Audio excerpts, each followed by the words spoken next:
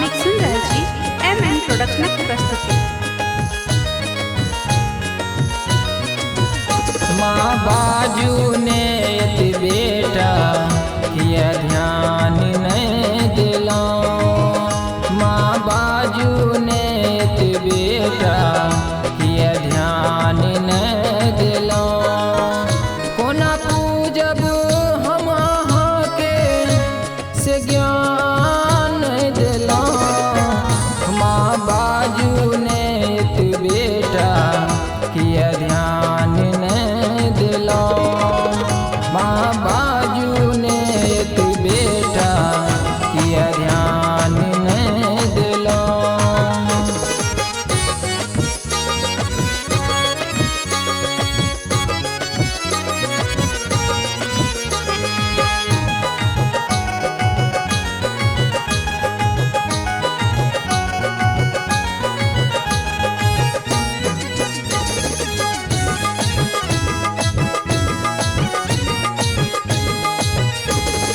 मानल पापी छी भारी तई पर अति अज्ञान, मुदा यहीं के बेटा आए कान बथान।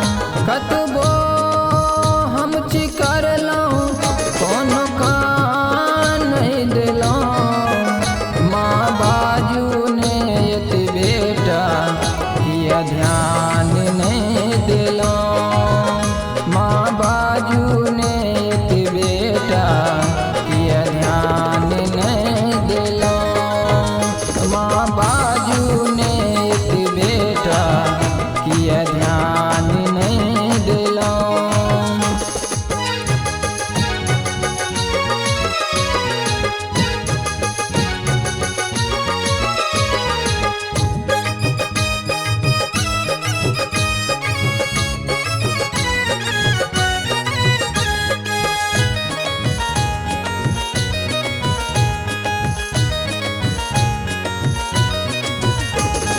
बच्चा भूखल जननी सूतल सौंसे दुनिया देखैया, विपतिक मारल दिलख रहल सुत कोना निनिया खोजैया।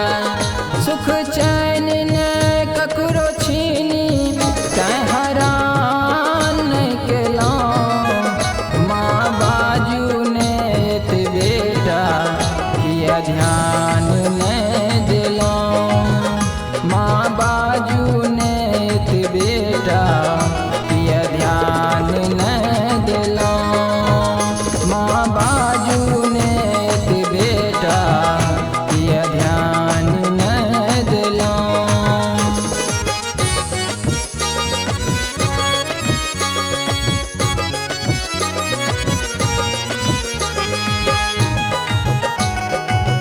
अपने सुन रहल छी एम प्रोडक्शनक प्रस्तुति।